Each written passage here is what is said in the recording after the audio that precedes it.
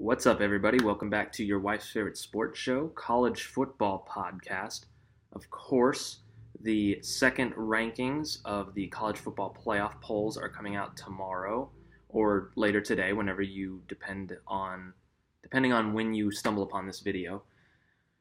Of course, there was a lot of craziness that happened this past weekend. Lots of teams went down. The rankings shuffled a little bit, so it's going to be a little bit different. But I'm going to give you guys my predictions on what the polls are going to look like when they come out either tomorrow or later tonight, whenever you happen to watch this video. And then stick around, because afterwards I have a little message to some of the UCF fans who, not all of them, but some of them, who continue to take to Twitter and social media week after week and whine and bemoan their current ranking in the polls. So without any further ado, let's get started. Number one, no doubt in my mind, Alabama is the best team. I've said it last week. I said it when the polls came out. I'll say it again. They put on a show Saturday night in Baton Rouge. LSU's probably the best team that they're going to play until probably the college football final. I mean, I think they have a better defense than Georgia does, and Alabama looked pretty dominant throughout the entire game. Their defense was absolutely suffocating. LSU doesn't exactly have a high-powered machine on offense, but let's be honest, that defense absolutely shut down LSU from the start. Tua was dazzling as usual. What else can you say about the kid? He is phenomenal. He threw his first pick, actually, which should tell you a lot about that LSU defense, because he hasn't thrown a single pick this entire year until that LSU game. Now, granted, he's gotten taken out in the third quarter of a lot of games, so that doesn't give him quite as much of an opportunity to throw that pick, but that's nitpicking at this point. The fact that he threw his first interception in, week 10 of the college football season, phenomenal. Can't say enough about the kid. It pains me as somebody who's not a big Alabama fan, but you got to give props where props are due, and Tua looked absolutely fantastic. When the game got to be about 16-0, now granted, I was already not in the mood to watch any more college football. My team got absolutely ramrodded at home by a lesser opponent. Not pretty at all. But you know, I kind of hung around and I was like, okay, LSU, Alabama, this is always a big one. College football playoff implications. My team's no longer in it anymore, so I might as well, check this out real quick. As soon as it got to be 16-0 in the third quarter, I was like, that's it. I was ready to turn it off, because Alabama, with that defense and the way that their offense usually plays, the tandem that they're in right now, that's, again, I'll say it again, suffocating, absolutely suffocating. 16-0 feels like 35-0 against that team. So I think the only team that really comes close to them is Clemson. And speaking of Clemson, coming in at number 2 on the polls is the other undefeated Power 5 school, Clemson. Of course, hanging 77 points on a conference opponent, even one that's, albeit a little down in the dumps like Louisville, that's still very, very impressive. Hanging 77 points on a Power 5 conference opponent, that doesn't happen very often. They are the only true contender to Alabama.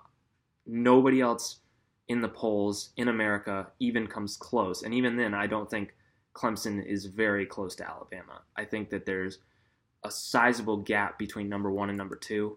Bama is just that good. They're just that loaded, that talented. The coaching staff is phenomenal. It's, what else can you say? But Clemson, very impressive, 77 points. Their offense looks fantastic. I don't think that they have the firepower to beat Alabama, of course, but they have a great defensive line. Their skill positions are phenomenal. Their receiving core is great. Travis Etienne, however you say his name, the running back, very great. And of course, Trevor Lawrence, as a freshman, is playing well beyond his years. As a true freshman, he looks seasoned. And But for that reason alone, the fact that they're playing a freshman quarterback, as good as he is, I don't think that in a big time situation against a team like Alabama, they're just not going to be able to hang with them. Okay, number 3, the Michigan Wolverines. I have Michigan jumping Notre Dame in the polls this week. I think just based off the performance alone that they had on Saturday, they trounced a top 15 opponent in Penn State. Now, granted, Penn State, maybe fool's gold, maybe not. Who knows? They were still a top 15 opponent, and Michigan really took it to them. They have the number 1 defense in college football, fun fact, and I believe they're now the favorite in the Big Ten since Ohio State continues to lay more eggs than a pregnant spider.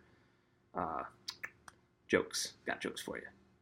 But, I mean, Michigan is actually sneaky impressive on offense. If you think about the run game that they have, they can grind games out with Higdon, and I know I said it last week, Shea Patterson is a great running quarterback. They can just grind games out, play clock, keep the ball away from other teams, and then when the other team does get the ball back, that salty defense is just all over them. So that a lot of times is a recipe for success in college football. So yeah, Michigan is getting very scary week by week. I think they're getting better every week. They're starting to figure out an identity for themselves, and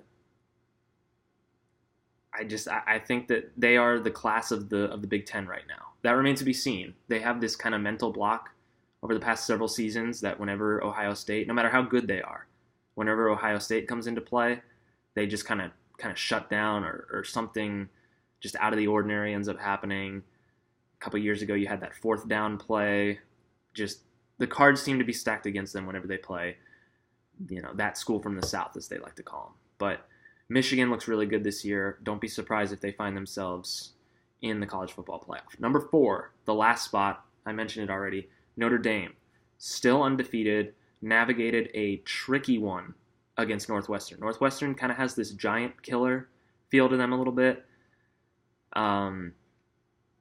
Whether they knock anybody off remains to be seen. I know they always play Ohio State tough, mentioned that last week. Played Notre Dame tough. Notre Dame ended up gutting that one out a little bit. Northwestern's a lot tougher team than their record would indicate. I think they have one legitimate true test left, and that's against Syracuse, who's actually very surprising this year. USC, of course, is a rivalry game, so you never know what's going to happen, but that team is spiraling out of control right now. I think by the end of the season, they're probably going to end up firing their coach, and I think Notre Dame will end up winning the Jeweled Shillelagh. Fun fact, that is the trophy that USC and Notre Dame play for. It's like this like judge's gavel hammer looking thing, and it's got jewels on the shaft. Really cool trophy. We'll have to get into college football rivalry trophies sometimes. Pretty cool. So that's my top 4. At number 5, I actually have Georgia.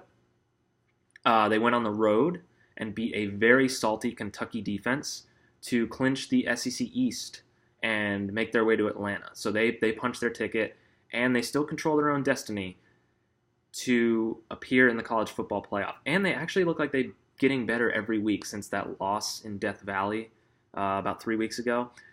Of course, they had a bye week, then they beat Florida, then they beat Kentucky. So those were the only other 2 teams in the East that stood in their way. They beat both of them pretty soundly, in fact.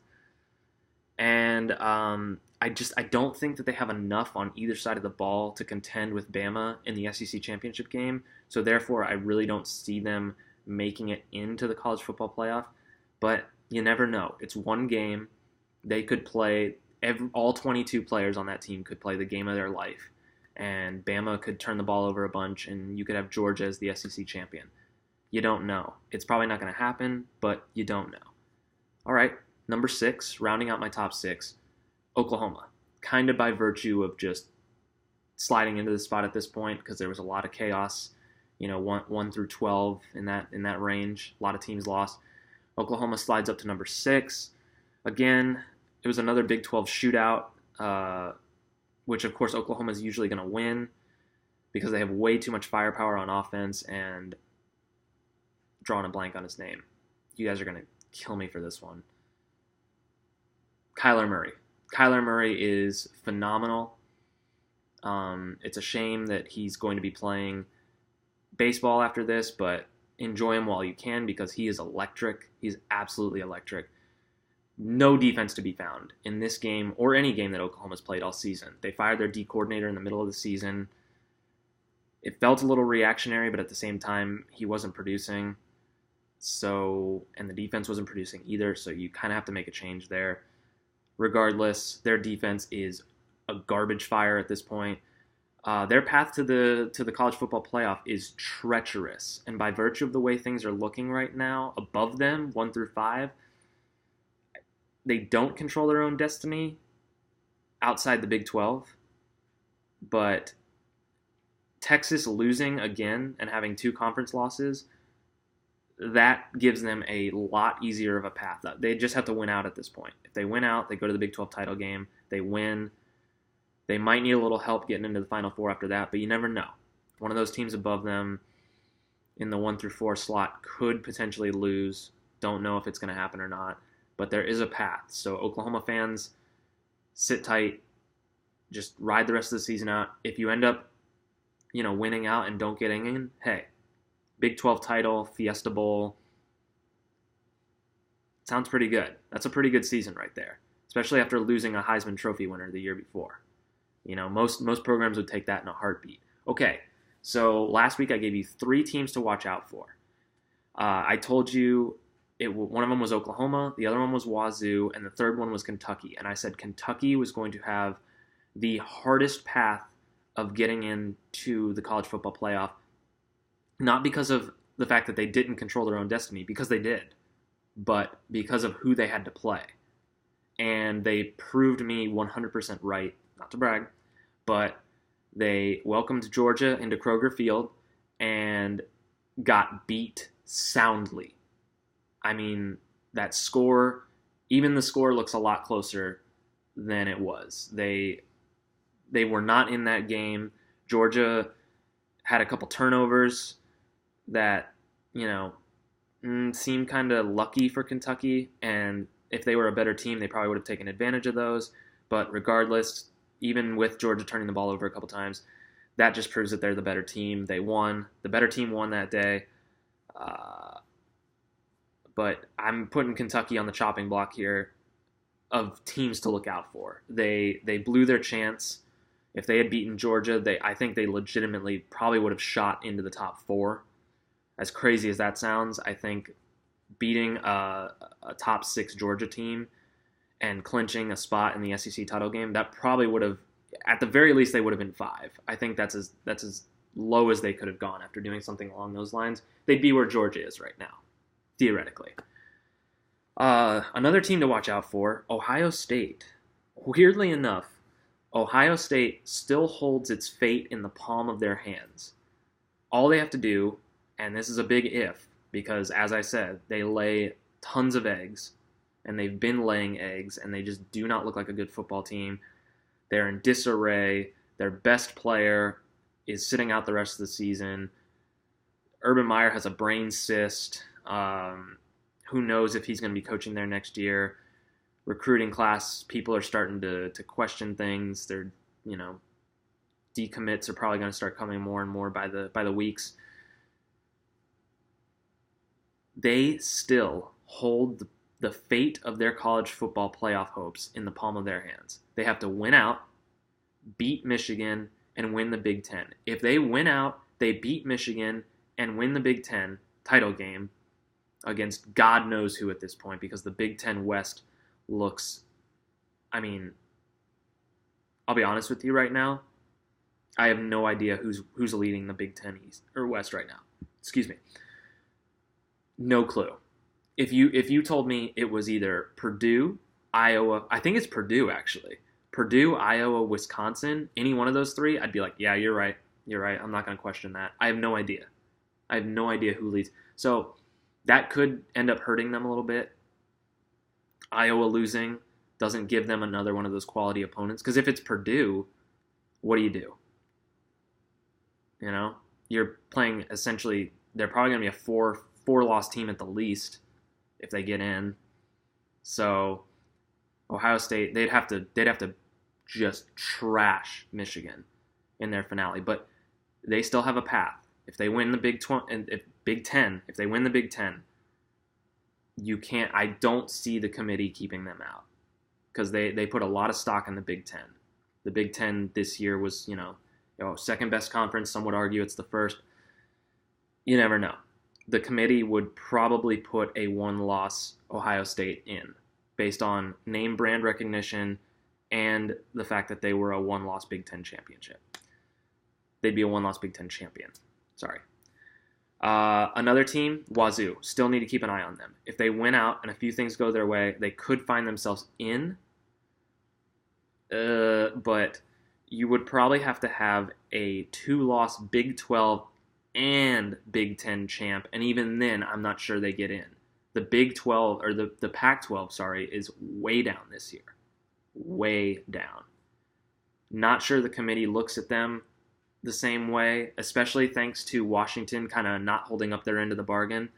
That Apple Cup was looking a lot more tasty a couple weeks ago before Washington dropped out of the top 25. Washington's definitely not as strong as they were. They were ranked 6th at the beginning of the year, and they've really fallen off, and we all know the committee values strength of schedule. Now, that being said, and I hate to do this. I really do. I take no joy in doing this, but I got to do it. UCF fans, guys, let's talk. Let's level a little bit here. So, I'm scrolling through Twitter on Sunday after the polls come out. I'm a little pissed off because Florida lost again. And I come across a tweet from comedian extraordinaire Daniel Tosh. Some of you may remember him. He has a TV show. He's got a couple stand-ups. Funny guy. He tweeted about UCF getting, he was like, oh, UCF passed, your school is getting passed by another two-loss team. It was all, he had this salty tone about him. He's questioning, and then the funny part was he questioned if UCF, if I'm getting this right, he said, UCF, do you think UCF would do any worse than LSU did against Bama, who scored 0 points? Looks like a pretty ironclad argument on the surface. Well, LSU scored 0 points. There's no way you could score less than 0 points. All right. I think we need to take this argument apart and break it down piece by piece, okay? First and foremost, the fact that LSU held Alabama to under 30 points, they scored 29 on Saturday, under 30 points is unbelievable. Absolutely unbelievable. Seeing as how their average margin of victory has been somewhere in the 50s this year. Every team they've played, they have demolished them. Absolutely, it hasn't even been close in like the second quarter. It's been like Ole Miss 49-7, Tennessee, they were up by like 35 points at halftime. Not even close. LSU held them to 29 points. They had 16, I think it was, going into the fourth quarter, or close to going into the fourth quarter, 16 points. That's amazing. I think that's a testament to how good LSU is on defense. Now, LSU plays the number 1, numero uno, ranked strength of schedule in the country. UCF, any guesses? This one actually shocked me a little bit. This was way higher than I thought it was. They play the 80th ranked strength of schedule. And that's 10 points higher than it was last week by virtue of Pitt beating a ranked Virginia team, which probably should have never been ranked in the first place, but that's neither here nor there. But UCF likes to trumpet that Pitt win as, this is our trump card. If Pitt is your best win all year, I got news for you. Your resume is looking pretty poor. Come back with more work experience, please. Moving on. Alabama has been blowing teams out by 50, sometimes 60 points this season. SEC teams, not, directional school for the blind and deaf, or, I don't know, who else does, Northwestern State, I don't know, I really haven't been paying attention that much. I've seen Memphis, Pitt, and the latest one, Temple. Those are the three ones that they like to kind of throw out there a little bit. So 50 to 60 points against an SEC team, that is insanity. I talked about how impressive it was that Clemson beat the crap out of Louisville and hung 77 on them. Alabama's been doing that essentially every single week in, week out, against SEC caliber teams.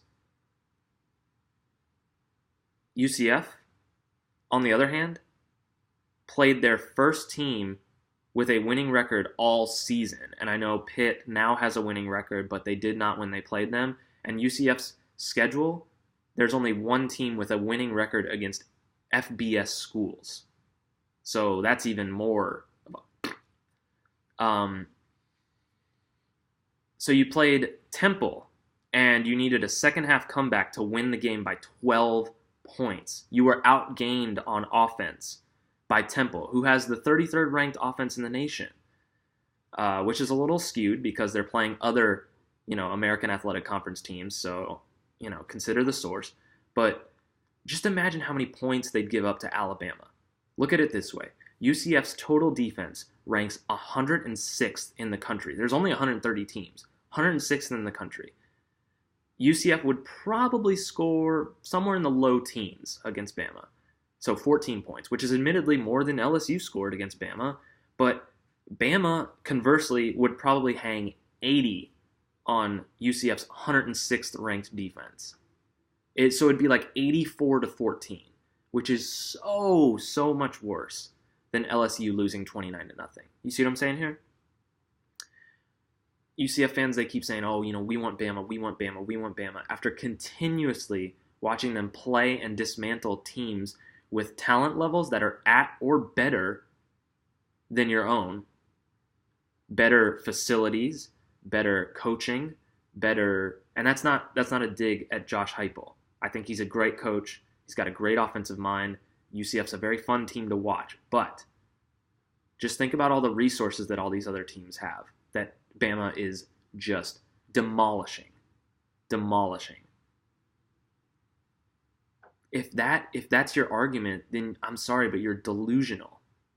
If you think that UCF has a chance against a Bama or a Clemson or even a Michigan. Let's scale it back a little bit. UCF is probably going to a New Year's Six Bowl this year.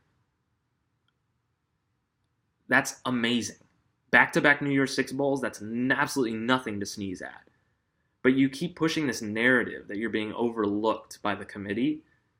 But, if you can barely beat teams like Temple and Memphis, then you're in for a very, very rude awakening if you ever had the opportunity to get waxed by Bama or Clemson. That's really, to me, it seems pretty cut and dry. Just looking at the numbers, you're looking at the talent disparity, all this. But, that's just me. But I had to get that off my chest.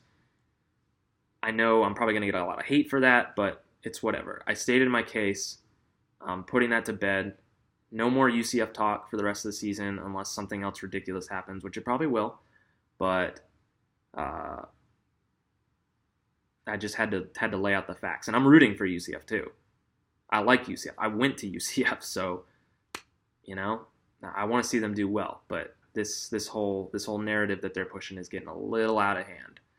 Okay, that was my top 6, my teams to watch for, and then I got a little sidetracked with a rant. So whatever.